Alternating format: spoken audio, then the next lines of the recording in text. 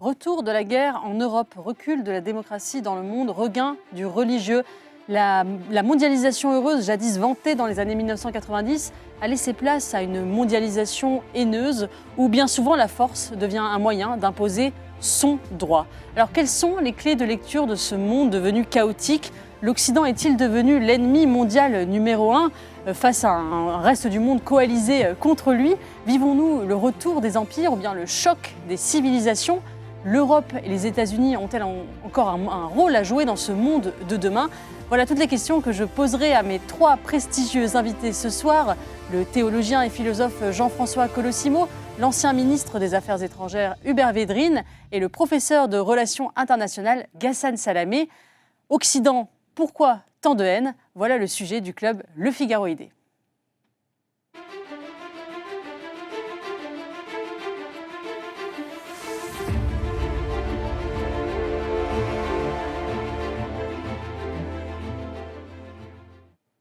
Bonsoir à tous les trois.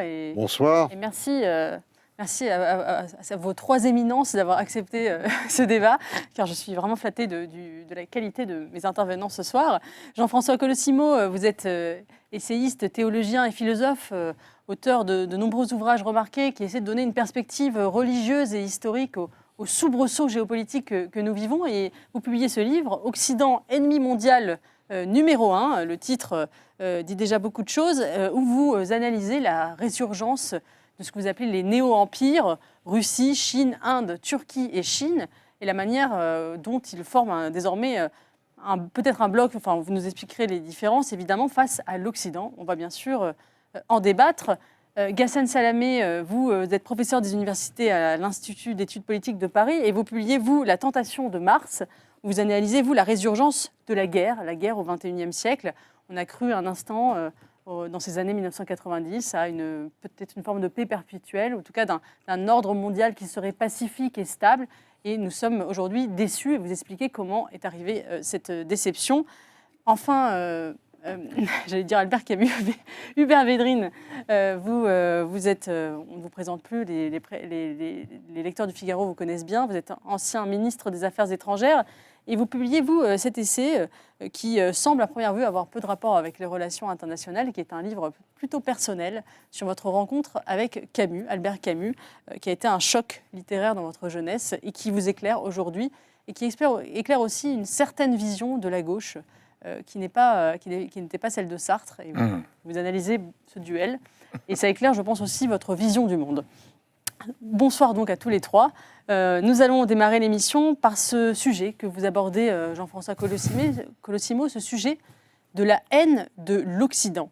Alors j'aimerais commencer cette émission en vous demandant qu'est-ce que vous entendez par Occident ? Est-ce que c'est un concept qui a une pertinence aujourd'hui en géopolitique ? Et est-ce que la vision qui structure aujourd'hui les relations internationales, c'est l'Occident, The West, contre le reste du monde ? Je crois que vous avez raison, c'est la bonne question. On a connu à travers l'histoire, dans l'Antiquité, la Romanitas, dans le Moyen-Âge, la Christianitas, au moment des Lumières, l'Europe. L'Occident, c'est un concept flou, c'est un mot valise dans lequel les gens mettent un peu ce qu'ils veulent. On est toujours l'occidental de quelqu'un et l'oriental d'un autre. Donc cette notion aujourd'hui, elle désigne depuis 1945 une simple réalité géopolitique et géostratégique, c'est l'Alliance Atlantique, c'est le cartel anglo-saxon auquel le reste de l'Europe est associé, puisque vous voyez, si vous voulez parler de notions un peu, je dirais, théoriques, si vous dites l'Occident,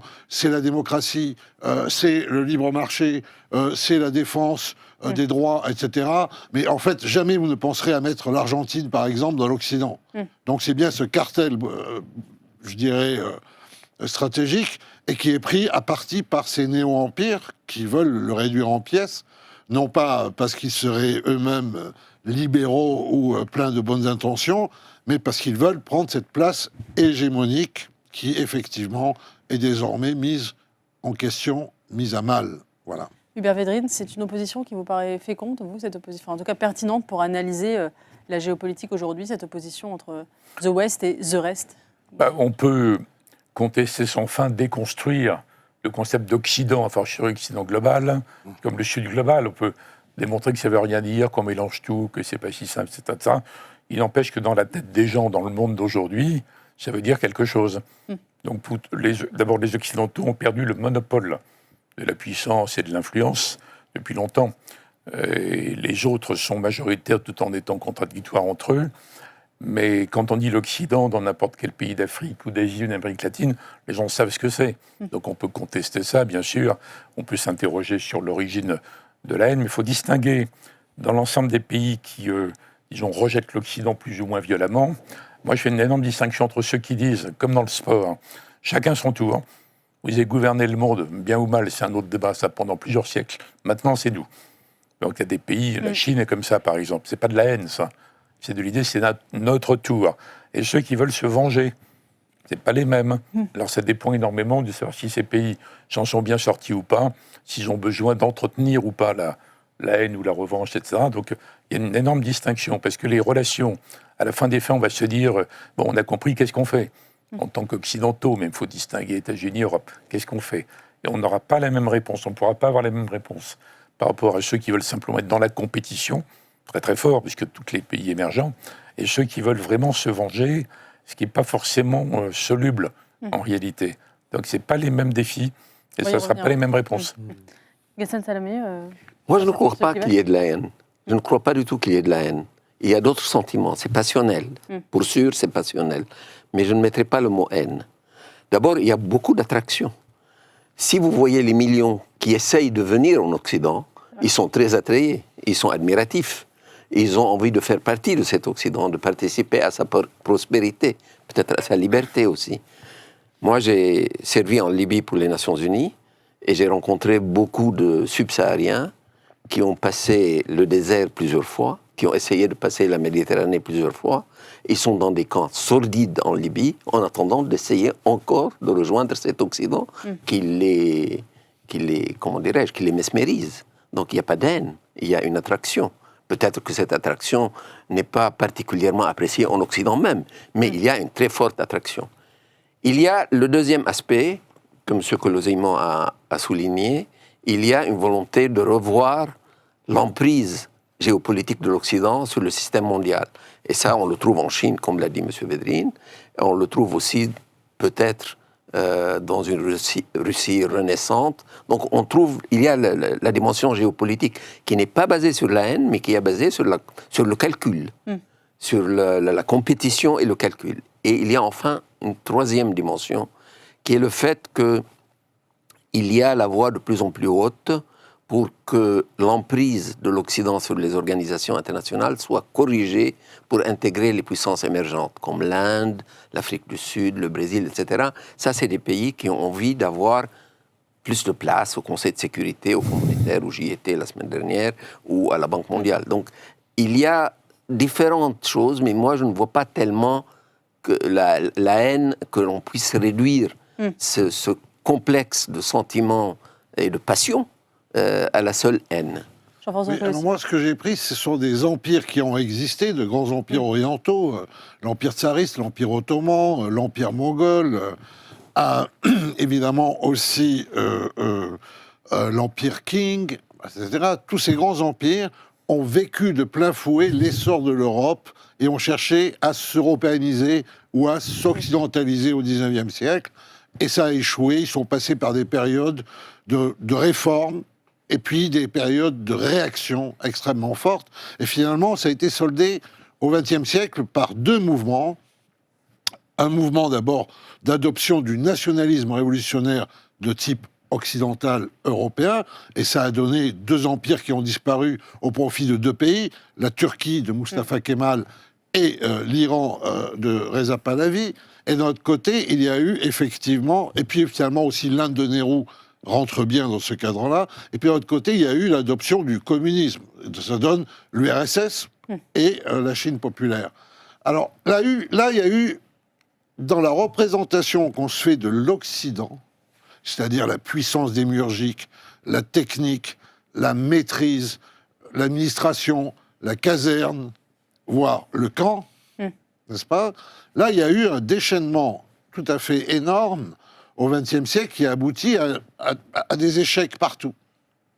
C'est là où sont arrivés les despotes d'aujourd'hui et qui se sont dit, à mon sens, tout était bon chez nos prédécesseurs, même le totalitarisme, même l'autoritarisme.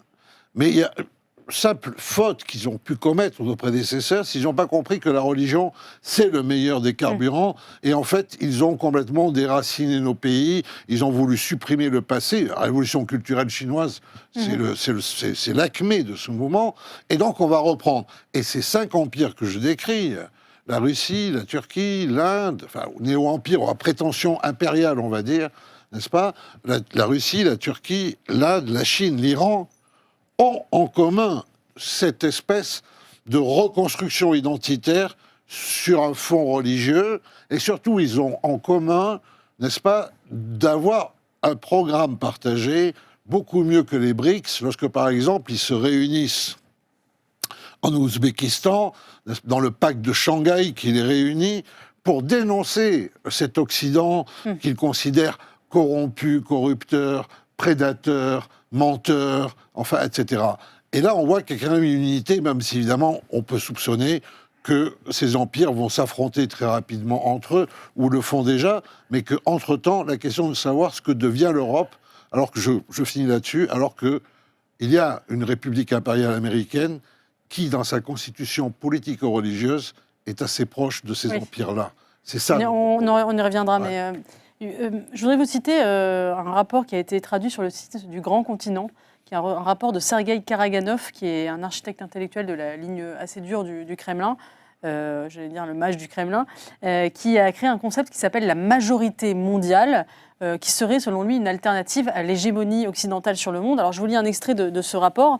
Il dit « Le principal conflit du monde moderne est la contradiction entre, d'une part, la volonté de l'Occident, avec à sa tête les États-Unis, de préserver son hégémonie de 5 siècles, qui lui a permis de redistribuer les richesses du monde en sa faveur et d'imposer sa culture et ses ordres politiques au monde, et d'autre part, le désir des pays non occidentaux d'accéder à une souveraineté pleine et entière, non contrainte par les dogmes, les institutions et les ordres de l'Occident. » Hubert Védrine, que vous inspire cet extrait? Est-ce que la Russie se situe pleinement dans cette contestation de l'ordre occidental? Oui, mais il faut reprendre. Je suis d'accord avec les 2 interventions, et je reprends une remarque de Hassan Salamé, c'est que même dans les pays dont les régimes veulent dénoncer l'Occident, combattre l'Occident, on n'est fait pas haïr, mais enfin, combattre, dire on veut prendre leur place, etc., etc., leur classe moyenne veulent vivre à l'occidental. Disons, pas sous la coupe des Occidentaux, mais à l'occidental. C'est vrai sur le mode de vie quotidien, le mélange de liberté et de protection, beaucoup de choses. Alors, il y a un problème particulier dans le monde musulman, parce qu'il y a une bataille mondiale au sein de l'islam sunnite, entre l'immense majorité des musulmans et les minorités fondamentalistes, islamistes et compagnie, mais à peu près le monde entier veut vivre avec le mode de vie qui a été inventé par l'Europe, en réalité, qui est le mélange de science et de révolution industrielle, qui a tout changé, qui explique la colonisation d'ailleurs largement, et personne ne veut renoncer à ça, où que ce soit. Même si on prend les régimes les plus... Même si on prenait l'Iran, il y a le régime et puis il y a les populations. Même la Chine, les Chinois, même en Russie, qui s'est complètement déclassé et qui a reculé du fait de la décision complètement démente de Poutine. Donc il y a une distinction entre les régimes. Donc l'analyse, c'est une analyse classique, géopolitique, sur la volonté de mainmise des Occidentaux. Bon, ils continuent parce qu'ils étaient les plus forts. Et la revendication la plus efficace, enfin, de leur point de vue, ça va être ce que vous citiez, c'est-à-dire une demande de changement des statuts ou de la structure du Conseil de sécurité, du FMI, de la Banque mondiale. Ça, c'est gérable, en fait. On peut imaginer un deal des puissances dominantes d'avant et des puissances montantes. Mais il y a aussi des pays dans lesquels il y a des masses énormes de gens pleins de rancœur, entretenus par des régimes incapables qui ont besoin de boucs émissaires, et ça n'a pas d'issue facile. Donc ça peut conduire à des affrontements. Mais je ne globaliserai pas tout, en fait. On ne peut pas globaliser tous les empires nouveaux. Ils ne vont pas se réunir. Est-ce que vous ne sous-estimez pas le facteur identitaire et religieux au profit d'un facteur matériel, en disant effectivement tout le monde veut vivre à l'occidental, mais aussi en préservant aussi certaines coutumes, certaines traditions. Oui, bien sûr. On le voit par exemple en France, on a pendant longtemps justement le pari a été que le mode de vie occidental allait convertir les populations, notamment issues de l'immigration. Mais en fait, on voit bien que le facteur religieux reste aujourd'hui déterminant. C'est le confort, c'est la sécurité, etc. C'est pas tout se mêle. Mais la mondialisation trop brutale, mal conduite, a réveillé la réaction identitaire partout, mais pas que dans les pays en question. C'est très vrai en Occident aussi. Il y a une partie des Américains qui sont en pleine régression identitaire, parce qu'ils pensent que la mondialisation n'a joué que pour les Chinois. Donc c'est un phénomène global. Donc la réaction identitaire au sens horrifiant qu'on donne à ce terme aujourd'hui, ce n'est pas que dans les pays du Sud, qui ne vont pas se coaliser, parce qu'ils ont énormément de contradictions entre eux. Jean-François Colossimo ? Oui, moi, je pense pas tout à fait comme ça.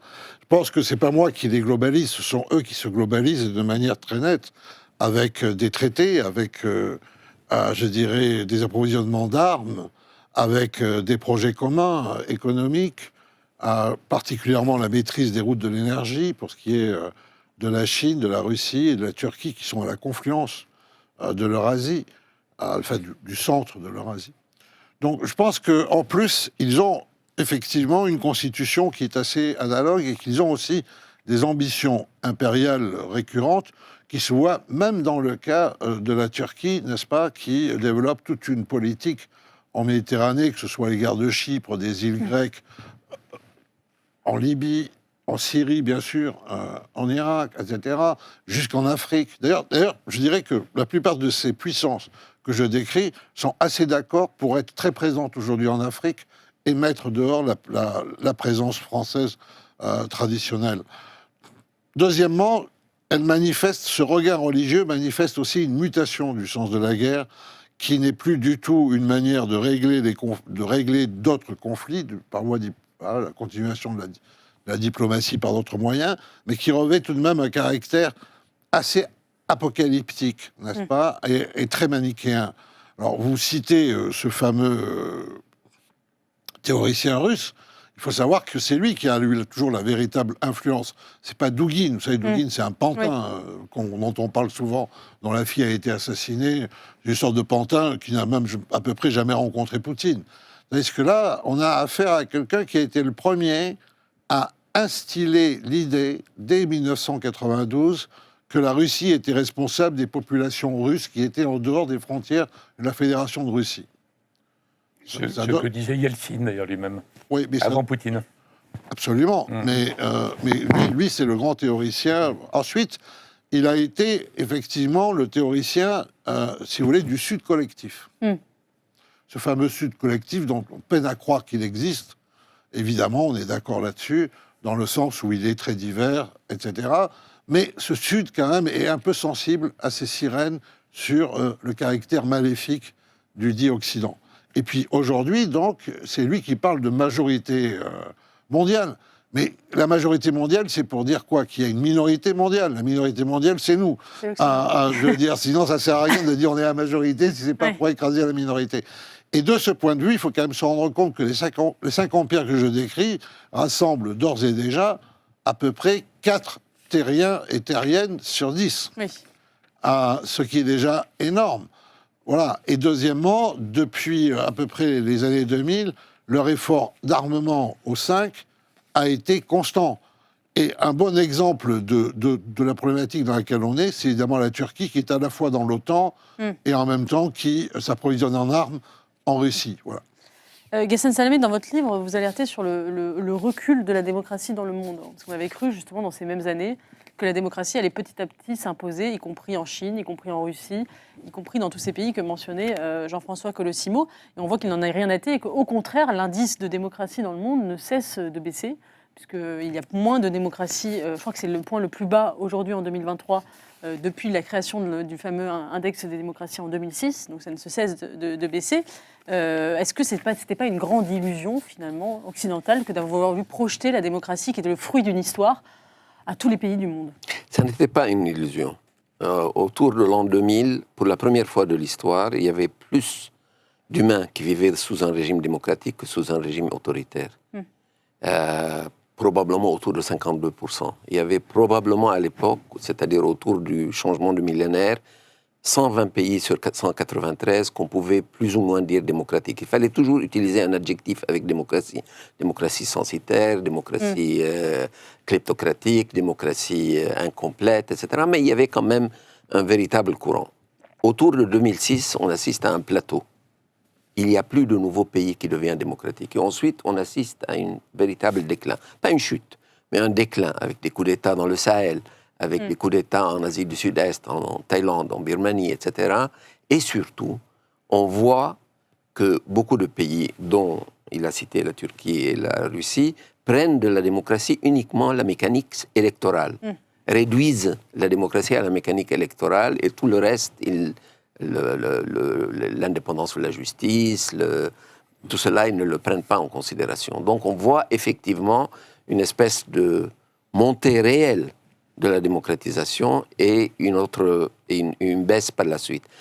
Après, il y a eu une espèce de théorisation de cela. Par exemple, en Russie, le même Karaganov dont parlait M. Colosimo a fait une théorie sur la démocratie souveraine, c'est-à-dire sur l'idée que chaque pays pouvait définir la démocratie à sa tête. Et le texte que vous avez cité est en réalité un texte important. C'est un rapport d'une 40aine de pages, dont M. Karaganov est le principal auteur, qui précisément répond à un dilemme particulièrement russe. Les Russes ne veulent pas faire partie du Sud global. Donc, ils ont inventé un nouveau concept qui est la majorité mondiale, en disant, nous pouvons être les chefs de cette majorité mondiale, parce que si c'est le Sud global, la Chine est bien mieux installée qu'eux pour être le chef de cette... Ce qui distingue, je crois, la plupart de ces pays par rapport à l'Occident, ce sont deux choses fondamentalement. C'est d'abord que l'Occident est réuni autour d'une organisation militaire, ce que les autres n'ont pas et ne vont pas avoir de sitôt, parce qu'ils ont trop de compétition entre eux, parce qu'ils ont des régimes politiques qui sont très différents, alors que les régimes politiques des pays de l'OTAN sont généralement assez similaires. Démocratie libérale et économie libérale aussi. Ce qui les distingue aussi, c'est le recours à la religion. Et là, je marche sur le terrain de M. Colosimo. Or, ce recours à la religion n'est pas très réussi toujours. Par exemple, en Inde, Modi réussit véritablement à faire une mobilisation ethnique des hindous contre la minorité musulmane et réussit électoralement, comme on le voit ces jours-ci où les élections ont lieu en Inde. Mais ailleurs, par exemple en Russie, c'est assez folklorique. L'Église orthodoxe ne marche pas dans le coup. Le patriarche fait des discours pro-poutiniens, etc. On n'a pas l'impression d'un grand mouvement de masse orthodoxe qui suit Poutine dans une espèce de désécularisation de la politique étrangère. Ça marche moins bien. Je laisse Jean-François Colosimo, qui est vraiment le spécialiste de la question. On va peut-être pas s'égarer sur un débat. Qu'a dit Bassem Salamé. J'ajouterai une chose, c'est que qui est parfois mal perçu, et c'est pas du cocorico occidental, parce que le christianisme est une religion universaliste qui d'ailleurs nous vient d'Orient, n'est-ce pas c'est une religion orientale au départ. Catholicos. Ouais. Universel. Voilà. Mais en fait, on voit aussi que la démocratie avance et recule à la manière dont le christianisme, particulièrement parce qu'il professe l'égalité et l'universalité des êtres humains, avance et progresse. Pour ce qui est de la Russie, vous comprenez, Zyuganov, le chef du Parti communiste, après la chute du mur, a déclaré qu'il était orthodoxe athée. N'est-ce pas ? Donc, ce référent orthodoxe, bien sûr qu'il est extraordinairement fort, même si en fait les églises ne sont pas pleines, etc. Et le patriarche Kirill, qui aujourd'hui est un apostat quand même caractérisé de la foi chrétienne, puisqu'il déclare que les soldats qui meurent au front seront comptabilisés comme martyrs de l'Église, par exemple. On nage dans un univers effectivement surréel. Mais malgré tout... Il est syncrétiste. Voilà, mais malgré tout, vous voyez qu'ils ont tout ça en commun. Poutine restaure les monastères que l'ancienne Tchéka, ses ancêtres de la Tchéka, dynamitaient. Xi Jinping professe Confucius, dont son père, qui était garde rouge, brûlait les écrits, etc. Modi veut réhindouiser les Indiens comme les islamistes veulent réislamiser les musulmans. Erdogan restaure le culte musulman dans Sainte-Sophie, n'est-ce pas? Et j'en oublie un, Khamenei, bon là, n'en parlons pas, là, on est quand même, là, il n'y a pas de contestation possible, on est dans la République islamique d'Iran. Moi, je dis que cette manière d'utiliser le religieux, c'est parce que le religieux, ça permet d'inclure tout le monde dans des grands rites qui rendent le peuple compact. Ça permet d'exclure les autres, parce qu'une religion, c'est une vérité absolue qui est exclusive. Mais ça permet surtout de mobiliser les soldats, n'est-ce pas, et d'aller à la guerre en donnant une idée du sacrifice qui est une idée transcendante, qui suppose un au-delà. Le problème de leurs prédécesseurs, c'est qu'ils avaient promis le ciel sur terre. Au bout de 70 ans, tout le monde a vu que ça ne marchait pas. Et par rapport à ça, en fait... Non, vous voyez... l'Église est toujours là. Hein? L'Église est toujours là au bout de 2000 ans. Oui, bien sûr, elle est toujours là. Elle résiste. Mais Hubert elle est Védrine, martyrisée. oui. Non, mais Mais ce que je veux dire, voilà, c'est Oui. ça. Ce moteur religieux, moi je vous dis, cher Hubert Védrine, le symbolique, vous voyez, c'est le crack. Ah, mais je suis d'accord. C'est le, c'est Hubert le Védrine, top. répondez. C'est le stimulant, en fait, du monde d'aujourd'hui. Hubert Au Védrine, moins. Et ouais, mais j'ai une remarque à faire sur le traitement du Sud pseudo-global. Ouais. Mais ma question, enfin, c'est où est-ce qu'on mettait les évangélistes américains? Les évangéliques américains L'essentiel de l'électorat de Trump est évangéliste. participent du... Je vous l'ai dit, les États-Unis, mais c'est pas que les les évangéliques. États-Unis sont une forme d'empire fondé sur une forme de religion. C'est ce que vous dites. Absolument, sur une religion civile. Mais je voudrais plus que les je voudrais évangéliques. interroger Hubert Védrine plus précisément sur la question de ce qu'on appelle la guerre de civilisation. Aujourd'hui, on entend beaucoup ce vocabulaire, guerre de civilisation. Certains disent que la guerre en Israël est une guerre de civilisation qui opposerait d'un côté un Occident judéo-chrétien à un islam fanatique. On entend aussi une question de civilisation aussi dans la guerre en Ukraine. Qu'est-ce que ça vous inspire, cette question de guerre de civilisation? Est-ce que Huntington avait raison lorsqu'il prédisait un choc des civilisations? Un jour, quand j'étais ministre, je voyais Jacques Chirac 4 fois par semaine. On s'entendait très bien. Un jour, j'arrive, il me dit « Moi, je condamne la théorie du clash ». Du clash des civilisations de Clash des Huntington. civilisations, qui est l'analyse d'Huntington qui répondait à Fukuyama, qui avait annoncé la fin de l'histoire, la convergence sur nos valeurs. Et Huntington lui dit « Mon pauvre ami, tu te trompes, on est menacé par le clash ».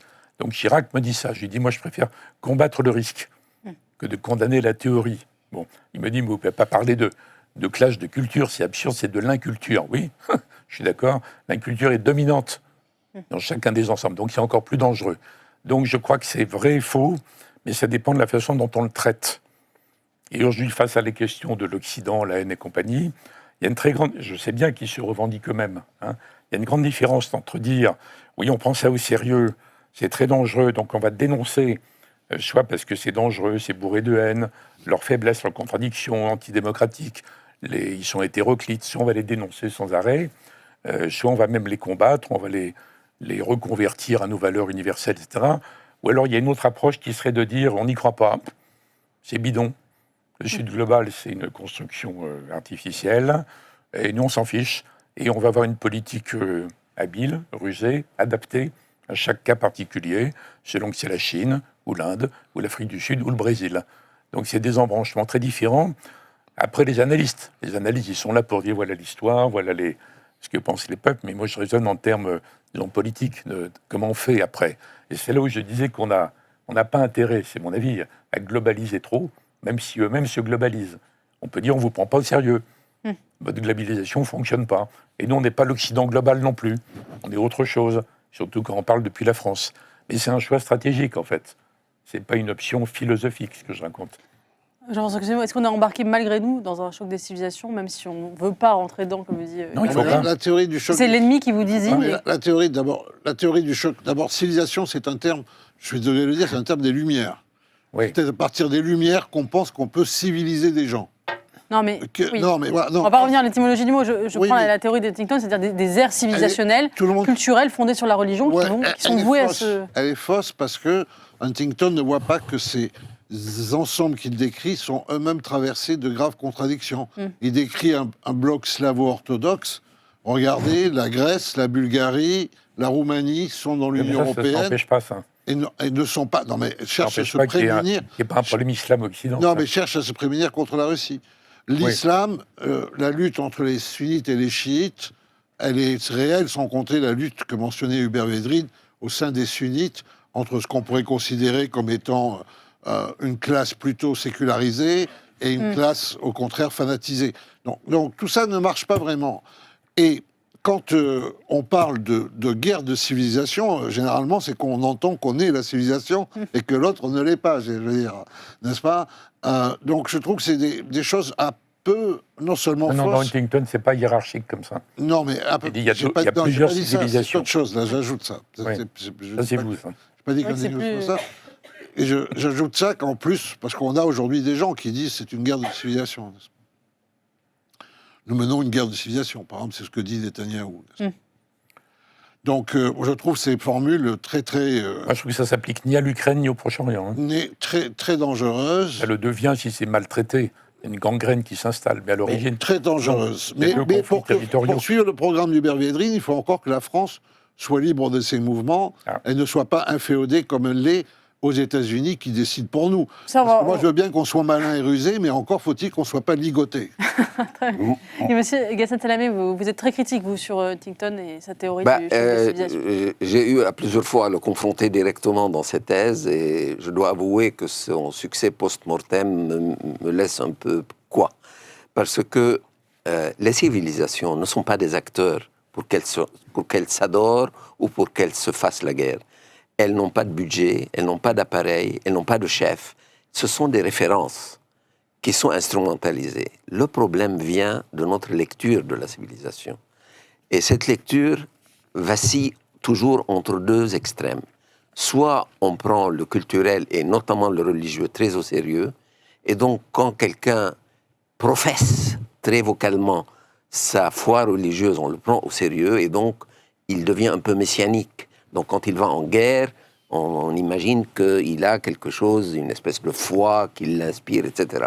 Soit on a une lecture géopolitique et on dit Poutine essaye d'utiliser l'orthodoxie, Erdogan l'islam, etc. Donc c'est une lecture très instrumentale et finalement de courte durée. Et en fait, l'Occident aujourd'hui est perdu. Une bonne partie de l'opinion pense que l'usage du religieux par Modi ou par Erdogan ou par Khamenei, etc., est véritablement messianique, que les gardes révolutionnaires iraniens croient véritablement que l'imam va arriver demain et que c'est lui qui leur ouvre la route, etc. Mais les politiques pensent que c'est de l'instrumentalisation politique. Et cette incertitude sur le degré de sincérité, d'adhésion des gens à leur foi religieuse est à l'origine d'une grande incertitude par rapport à son monde qui est plus religieux que l'Occident. Mais il est vrai que, comme le notait M. Védrine, le président du Parlement américain, avant-hier même, a dit que le vote de la loi de soutien à l'Ukraine, à Israël, était inspiré pour lui par la Bible. Vous imaginez que cela arrive en Europe? D'ailleurs, il va prier avant les votes. On prie avant les votes et jure sur la Bible. il a dit que c'est la Bible qui a inspiré ce vote. Donc il y a une instrumentalisation dans ce cas-là. C'est pas du messianisme, comment dirais-je. Peut-être qu'il y croit vraiment. Hein. Je ne sais pas si c'est une instrumentalisation, mais si en fait le religieux, parce que évidemment dans nos esprits très français, le religieux c'est un peu la part intime de la croyance ou de l'incroyance, mais au fond c'est très subjectif et c'est individualisé. Moi je pense que le religieux c'est l'inconscient du politique, que toute communauté humaine se donne des invisibles grâce auxquels elle naît, elle vit, elle meurt, cette communauté, des lois, et puis surtout ça lui permet de désigner l'ennemi. Alors l'Europe s'est fondée sur le fait qu'elle n'avait plus d'ennemis. Moi ce que je note c'est qu'il y a une grande religiosité aux États-Unis, c'est un fait admis aujourd'hui. Naguère, j'ai dû batailler pour le faire admettre, n'est-ce pas? Parce qu'on pensait que les États-Unis, c'était le Watergate et Hollywood. Non, il y a tout un pays entre. Cette religiosité fait qu'il y a encore des jeunes à du Middle West qui partent à l'autre bout du monde en étant convaincus d'apporter le bien avec un B majuscule. Et qui sont prêts même à mourir pour ça. Il y en a moins qu'hier, peut-être. Il y en a encore beaucoup. Nous, on n'en a aucun. Allez demander aux enfants de l'Europe d'aller mourir pour l'Europe demain, vous verrez une forme d'incompréhension. Mais parce qu'il n'y a pas de représentation. Les ONG sont missionnaires quand même, dans leur tête. Les ONG. Les ONG... Bah, il y a une relève du courant, disons, missionnaire. Non, mais quand vous faites la carte de France, d'ailleurs, vous savez que la France a été le pays des missions au XIXe siècle, des missions catholiques. Alors, les régions qui donnaient le plus de missionnaires, de ces petites bretonnes et corésiennes, etc. C'est les mêmes qui partaient Oui. en Afrique, en Asie. Ce sont les mêmes d'où partent aujourd'hui les jeunes Français. C'est ce qu'on appelle un peu des catholiques zombies, vous voyez. C'est-à-dire ils ont hérité de cette mentalité catholique, ne le savent plus. Alors au lieu d'entrer dans les ordres, ils entrent dans des ONG. C'est une forme sécularisée.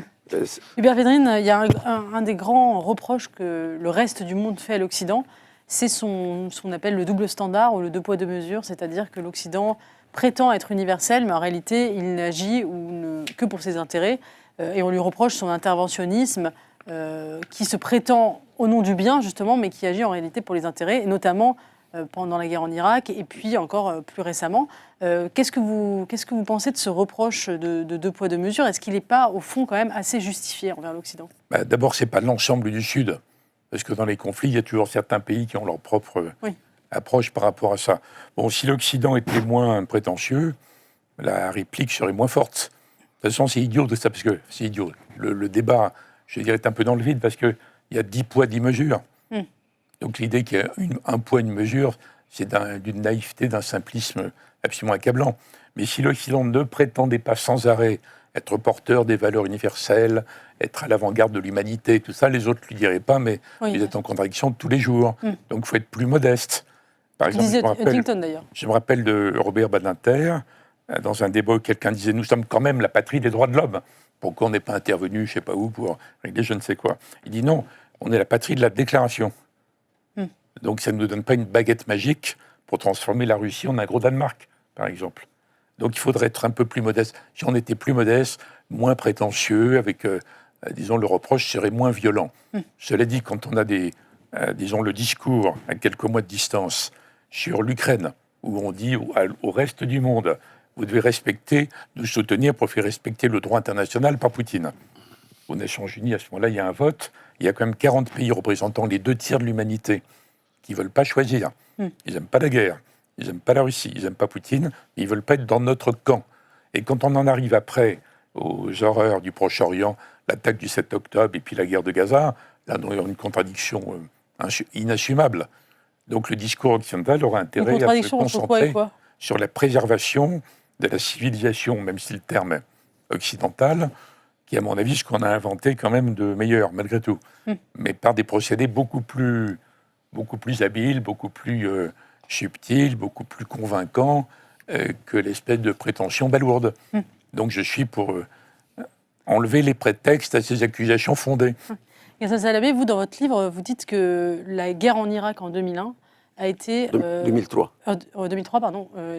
Suite à l'attentat de 2001, a été le péché originel en fait, de la dérégulation de la force. C'est que en fait, l'Occident, les États-Unis, en s'arrogeant le droit d'envahir un pays, en violant le droit international, ont finalement libéré cette potentialité pour d'autres dictateurs et d'autres empires. Est-ce qu'on est là dans un péché originel? C'est-à-dire qu'il faut toujours garder à l'esprit que les grandes puissances fonctionnent aussi par émulation. C'est-à-dire, elles regardent ce que les autres font, elles observent ce que les autres puissances font. Alors lorsque la puissance, la première puissance, l'hyperpuissance comme l'appelle Hubert, l'hyperpuissance qui a contribué à la création de toutes ces institutions internationales, que ce soit l'ONU, etc., elle-même viole, va sans autorisation du Conseil de sécurité, sans un soutien de pays importants comme la France, la Russie, l'Allemagne, le pape, envahir un pays, eh bien, ça crée ce processus d'émulation. Et moi, j'ai retrouvé, chez Sergei Karaganov, mais chez d'autres Russes aussi, entre 2003, l'invasion de l'Irak, et l'invasion de la Géorgie en 2008, plusieurs déclarations de dirigeants russes disant « Si les États-Unis le font en Irak, moi aussi je peux le faire en Géorgie. » Ensuite, ils le feront aussi en Ukraine en 2014 et de nouveau en 2022. Donc, il y a ce processus d'émulation. Si vous vous donnez en exemple du bien et que vous pratiquez une espèce d'ignorance souveraine des institutions que vous avez vous-même créées, là, vous vous mettez dans une position entièrement impossible. Vous ne pouvez pas parler de l'application du droit aux autres si vous ne l'appliquez pas à vous-même. Jean-François Colossimo. Oui, ce qu'ont dit Hubert Védrine et Ghassan Salamé, je pense que c'est tout simplement des vérités qu'il faut vraiment méditer profondément pour éviter de refaire effectivement de telles erreurs, bien que dans la guerre d'Irak, en raison du président qu'on avait alors et qui était rétif à cette emprise américaine, et certainement parce qu'il était bien conseillé, nous n'y sommes pas allés et nous avons eu raison, parfaitement raison, tout le reste l'a prouvé. La guerre d'Irak a En tout cas, ça ne nous a pas obtenu la gratitude des pays arabo-musulmans. Un temps, mais pas très longtemps. Un temps. D'abord, ils ont... ils ont... Chirac est adulé dans ces pays. Oui, un temps. Oui. Et Villepin, Un temps. c'était pas moi, c'est après. Hein. Oui, mais c'est surtout le président, je crois, quand même, sans enlever ses mérites à Villepin pour d'autres choses. Ce qui s'est passé, c'est que la guerre d'Irak a fourni à ces despotes, qui sont au fond, parce qu'ils se font une représentation de l'Occident comme la puissance, la démiurgie, n'est-ce pas, la férocité, la cruauté, c'est comme ça qu'ils veulent voir l'Occident, la force brute.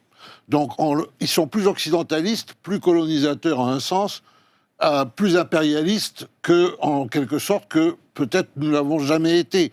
Mais l'Amérique leur a fourni le réquisitoire qui leur permet, en fait, de faire passer tous leurs abus pour des entreprises de libération du genre humain. Voilà. Qu'est-ce qu'ils n'ont jamais accepté, ces empires, au XIXe siècle, au XXe siècle, aujourd'hui? Tout leur problème, c'était de prendre la religion du progrès sans remettre en cause l'autocratie. Et c'est ce qui continue d'exister aujourd'hui. Ils veulent effectivement toutes sortes de progrès, mais certainement pas ce progrès qui est la reconnaissance de l'universalité de chaque personne humaine dans sa dignité, en quelque sorte. Ça, c'est Deng Xiaoping. C'est l'arbitrage de Deng Xiaoping. Et donc, je pense qu'on a des alliés chez les femmes iraniennes, on a des alliés chez les Ouïghours de Chine, on a des alliés... mais on a véritablement des alliés qui ne sont pas des gens qui veulent devenir occidentaux, qui sont des gens qui veulent vivre leurs droits librement. Et je pense que les femmes iraniennes, elles ont par exemple une très forte culture, un héritage de 3000 ans de civilisation. Elles n'ont pas envie de devenir des Californiennes nécessairement. C'est ça que je veux dire. Je veux dire. Et en fait, c'est ça que peut-être... Elles ne veulent pas devenir obèses, par exemple. Hein? Elles ne veulent pas devenir obèses. Voilà. Mais c'est ça que la France... La Californie ne se résume pas à ça, mais... C'est ça que la France doit encourager, en fait. C'est comment il peut y avoir une symphonie des cultures, ou des civilisations, enfin des cultures, n'est-ce pas, tout en étant d'accord sur une forme d'universalité de la figure humaine. Et là-dessus, on a une arme qui est la seule véritable arme. Sinon, pour tout le reste, l'Europe a été le champ de toutes les expériences, les plus lumineuses comme les plus obscures et les plus noires, n'est-ce pas? Mais la seule chose qu'on a depuis l'Iliade, renforcée par l'Évangile, c'est quand même le retour critique sur soi. C'est la capacité de savoir qu'on est toujours en risque de devenir inhumain, n'est-ce pas? Mais nos despotes, Poutine, Xi Jinping, Khamenei, etc., aujourd'hui, ils professent leur droit à l'inhumanité. De manière assez claire en Ukraine, de manière assez claire en Inde, etc. Donc, je pense que là-dessus, c'est là où se situe le... Mais il y a quand même un grand contentieux. C'est là où on a peut-être des alliés auxquels nous ne pensons pas, qui est cette aspiration dont parlait Hubert Védrine, mais qui, je pense, n'est pas qu'une aspiration au confort matériel, qui est une aspiration à cette reconnaissance chrétienne de l'unicité de chaque personne humaine. C'est par rayonnement, c'est pas par ingérence.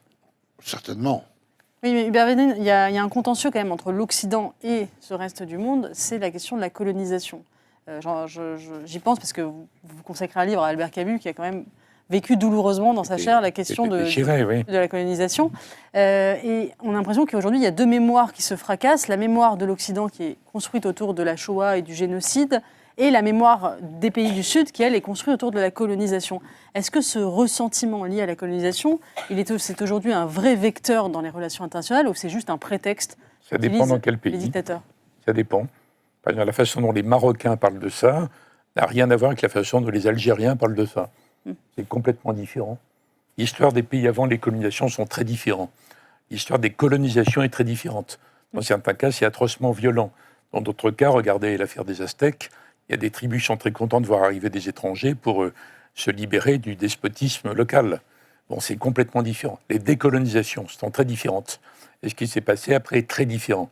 Donc, il ne faut pas se laisser complètement envahir par les névroses protestantes américaines, c'est-à-dire la façon dont le monde décolonial aux États-Unis raconte tout ça, avec des éléments vrais, des éléments complètement absurdes qui sont liés à leur contexte particulier, des dizaines d'années après le phénomène. Et donc là aussi, je suis pour pas tout mélanger. Il y a d'ailleurs des tas de pays, dans les pays de l'ancien Sud, l'ancien tiers-monde, qui ne demandent pas du tout la repentance à perpétuité. Ils n'en ont rien à fiche. D'ailleurs, Obama, dans son premier mandat, avait été au Ghana, bien choisi, parce que c'est un pays, disons, honorablement géré. Et il avait dit, arrêtez de raconter que vos problèmes sont liés à l'esclavage qui dure depuis la nuit des temps, partout, et à la colonisation, c'est très ancien. Vous êtes indépendant depuis des dizaines d'années, vous êtes responsable aujourd'hui de la situation. Obama, il faut être Obama pour dire ça. Aucun dirigeant européen n'a jamais dit ça nulle part par rapport à ça. Donc je pense que c'est beaucoup plus sain et qu'il ne faut pas entrer dans le jeu des pays qui sont tellement mal gérés qu'ils ont besoin d'un bouc émissaire. Dans certains cas, c'est le Français qui est encore là. Ce serait les Belges s'ils étaient encore là au Congo, vous voyez, et ailleurs, et ailleurs. Il ne faut pas entrer dans ce jeu. Mais il faut être honnête, historiquement. Donc moi, j'ai tendance plutôt à préférer l'histoire vraie, avec un grand H, au devoir de mémoire, qui est une construction qui traduit l'état d'esprit des mentalités dans le pays qui le fabrique. Le devoir de mémoire. L'histoire vraie, avec tous ces pays, et allons de l'avant. Parce que sinon, on tourne en rond absolument sans fin. C'est pourquoi il faut opposer au devoir de mémoire, qui est aujourd'hui dominateur dans les esprits, le droit à l'oubli. Le droit à l'oubli est quelque chose de très libérateur. Le droit à l'oubli, carrément. Oui, c'est quelque chose de très libérateur, le droit à l'oubli. Si vous vivez un drame dans votre vie personnelle, dans votre jeune âge, et que vous êtes prisonnier le reste de votre vie de ce drame personnel, vous êtes en fait prisonnière de la mémoire. La dérive identitaire actuelle, qui a commencé ailleurs qu'en Occident, mais que l'Occident a un peu emprunté au reste du monde, est quelque chose de grave en ce sens qu'elle réinvente l'histoire. En fait, aujourd'hui, on est dans une compétition à réécrire l'histoire. Et toutes les histoires se valent dans un certain sens, parce que si vous partez avec une idée de vous-même, que vous vous mettez dans une position de victime, vous racontez l'histoire du monde comme vous, victime, et tous les autres comme des bourreaux. Cette dérive identitaire actuelle, qui j'espère est une mode qui va passer, est en train de surévaluer qui vous êtes, votre couleur de peau, votre origine, votre accent, etc., à ce que vous pensez. Il faut qu'on revienne à une réévaluation de ce que les gens pensent, et non pas seulement de ce qu'ils sont, ou où ils sont nés, ou avec quelle couleur de peau. Cette espèce d'obsession de l'identité est une vraie dérive qui dévalue en réalité la réflexion, la pensée, le positionnement idéal. Vous permettez, juste une phrase. Je suis complètement d'accord, et d'ailleurs, comparez ce que disent le mouvement décolonial aux États-Unis, ce que disent les dirigeants africains. Ils ne le demandent pas du tout, ça. Ça n'a rien à voir. Ils demandent à participer de plein pied au monde actuel et au monde de demain. Donc, je répète, c'est une névrose américaine, en fait. En particulier, il n'y a pas de raison d'être complètement poreux par rapport à ça. Oui, là-dessus... le colonialisme était un prétexte Non, mais de manière plus générale que sur le colonialisme, la sacralisation du statut de victime dans le monde contemporain participe en fait de la désacralisation de tout le reste. Puisqu'une victime ne choisit pas son destin, mais le subit. Donc, je dirais que la victimologie grandit au fur et à mesure que finalement les vertus ou le respect pour les vertus diminue, puisque dans les vertus, il y a quelque chose d'offensant qui pourrait bien créer de nouvelles victimes. Vous voyez donc, je crois qu'on en sort assez peu, mais il faut bien se rendre compte que dans notre propre société, en dehors de ces phénomènes historiques mémoriels, de plus en plus l'existence est conçue comme la thérapie du terrible fait d'être né, quand même. Oui. Ça prend 70 ans, 80, pour être guéri, en quelque sorte, de cette horreur existée, n'est-ce pas? Plutôt comme si le néant était préférable. Il y a quand même ça, aussi. Donc, voilà. Maintenant, pour ce qui est... je dirais, Hubert Védrine l'a bien souligné, par exemple, dans notre rapport au Maghreb, le rapport avec l'Algérie et le Maroc ne sont pas les mêmes, n'est-ce pas? C'est vrai qu'il y a une histoire antécédente du Maroc, une constitution politique du Maroc, qui est moins évidente dans le cas de l'Algérie. C'est vrai aussi qu'il y a des personnages qui comptent dans l'histoire. Le maréchal Lyautey, ce n'est pas tout à fait un personnage anodin dans l'histoire marocaine, etc. Maintenant, je dirais tout de même, distinguons deux choses. L'histoire coloniale qui a besoin d'être analysée, pondérée, dépassée, comme le disent nos amis, et méditons quand même sur le fait de l'esclavagisme qui est quand même d'une autre épaisseur, je dirais métaphysique pour le coup, et c'est pas tout à fait la même chose, n'est-ce pas? L'esclavagisme, je dirais que toute âme naturellement chrétienne qui se sait telle, qui s'ignore comme telle, réprouvera totalement le fait de l'esclavagisme. Je dirais qu'en plus, dans l'histoire des États-Unis, dans l'histoire religieuse des États-Unis, l'esclavagisme participe de cette idée typiquement américaine qu'il y aurait une domination innocente. Nous, en Europe, nous savons qu'il n'y a pas de domination innocente. C'est vrai, c'est la vraie distinction. Et Hubert Védrine, peut-être une seconde, il reste une minute. Une remarque souriante sur l'esclavage. Il y a une thèse qui dit que ce qui a permis d'arrêter l'esclavage, c'est l'invention du moteur, en fait. Et d'ailleurs, l'ingénieur écologiste remarquable, pro-nucléaire, bravo, Jean Covici, a calculé que chacun d'entre nous aujourd'hui a à sa disposition 300 esclaves environ, à cause des moteurs. Comme relais de... Donc, si peut-être on pas le supprime christianisme, moteur, mais est-ce que c'est le christianisme ou la révolution industrielle qui a permis de libérer l'esclavage? Ce serait le sujet d'une autre émission. En tout cas, je vous remercie à tous les trois pour ces échanges véritablement passionnants. Je rappelle les titres de vos livres. Jean-François Colosimo, Occident, ennemi mondial numéro 1, c'est chez Albin Michel. Ghassan Salamé, La tentation de Mars, guerre et paix au XXIe siècle, c'est chez Fayard. Et Hubert Védrine, votre hommage à Camus, notre rempart, c'est chez aux éditions Plomb. Merci à tous les trois. Je vous souhaite à tous une excellente soirée. La semaine prochaine, l'émission sera assurée par Alexandre Devecchio. Ce sera Esprit Libre. Très bonne soirée à tous.